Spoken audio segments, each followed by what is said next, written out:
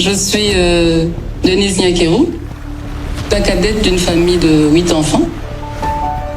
Je suis orpheline de père et de mère depuis l'âge de 9 mois. Mesdames et messieurs, jadis, j'ai été une fille. Aujourd'hui, je suis une femme. Il y a 6 ans. Une mère, une sœur, une citoyenne de la République démocratique du Congo. J'ai lancé un cri de cœur. Et la situation de mon pays en général me préoccupe au plus haut point. Un appel à réveiller les consciences. Bolingo, Bososoli, Monsala, Koika Piko. Un appel à se tenir debout. Ngai musala na ngai na komisa maloba na bino e pa ya tata mokonzi. Ensemble, nous avons semé une vision, un rêve partagé, celui d'un Congo où chaque femme, chaque jeune fille peut se lever, s'affirmer, oser. Je ne suis pas venue donner des leçons et je sais que si nous, les femmes, nous nous tenons par la main, ensemble, nous sommes toujours plus fortes. C'est ainsi que naît Plus Forte. Un mouvement, une promesse, une conviction que le changement commence avec nous. Parce que la santé est un droit et non un luxe, nous avons réhabilité des hôpitaux, équipé des centres de santé, soulagé des malades, porté la voix des oubliés, notamment les drépanocytaires. Elle est venue le jour où j'ai accouché, c'était vraiment inattendu pour moi parce que je ne pouvais pas penser que la première dame pouvait venir. J'ai dit seulement, Umbela. Le peuple d'abord, ce n'est pas un slogan pour nous, mais une réalité.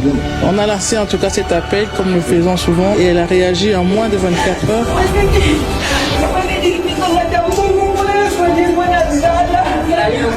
Notre plaidoyer pour la drépanocytose a ouvert des chemins d'espérance. Bon, Naomi, si kaka na mayati.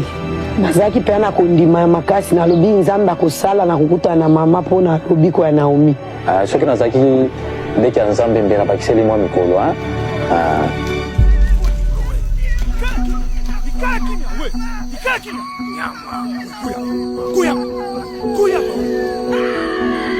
Ensemble, nous avons dit non. Non à la honte, non à l'injustice, non à l'impunité. Je me tiens ici comme porte-voix et j'en mesure toute la portée. Nous avons plaidé, négocié, légiféré. On n'a pas encore eu une loi qui s'occupe de la réparation des victimes liées aux violences sexuelles en temps de conflit. Ce projet de loi est le bienvenu. Nous le savons tous, c'est l'initiative, n'est-ce pas, de la première dame. Qu'elle continue dans ce volet-là.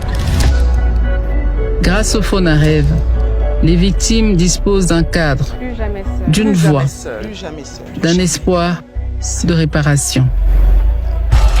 En réhabilitant les centres de formation,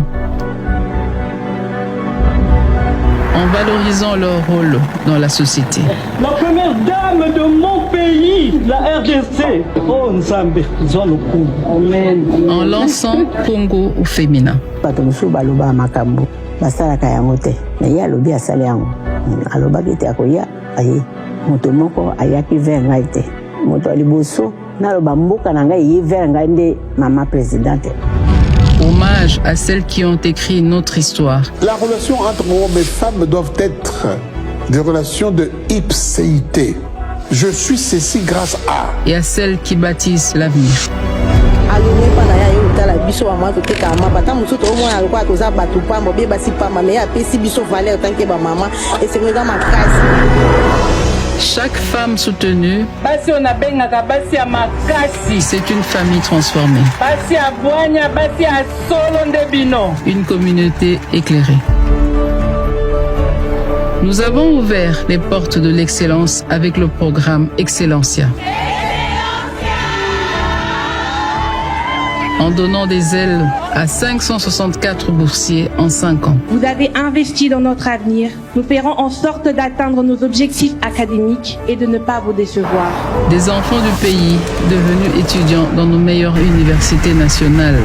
En France, au Maroc, et aux États-Unis. Je ne veux pas que ce que vous êtes en train d'acquérir ici, vous le laissez ici. On en a besoin, vraiment grandement besoin au Congo. De ce rêve est née l'Académie internationale de management, formant une élite nouvelle, ambitieuse, fière de ses racines, prête à servir le Congo et à relever les défis du monde. L'AIME était jusque-là encore un programme qui n'était pas présenté au grand public, avec cette double diplomation, la diplomation congolaise et la diplomation française. Et notre promotion porte le nom de Denis Nkiru Tshisekedi.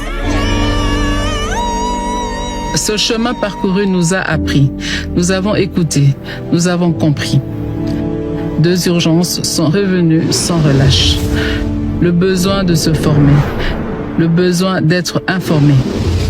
Deux clés, deux leviers, une seule réponse, l'éducation. Aujourd'hui, je choisis de concentrer notre force, notre énergie, notre vision sur un seul et unique axe, l'éducation. Parce que éduquer, c'est éveiller. Éduquer, c'est prévenir. Éduquer, c'est transformer. Ensemble, nous allons sensibiliser les communautés, former les jeunes filles et les adolescentes, soutenir les centres pour filles vulnérables, encourager les filles vers les sciences, technologies, ingénierie et mathématiques, les STEM, ainsi que les nouvelles technologies de l'information et de la communication.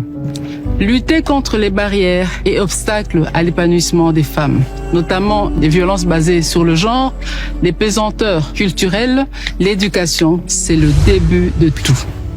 Et c'est là que tout commence.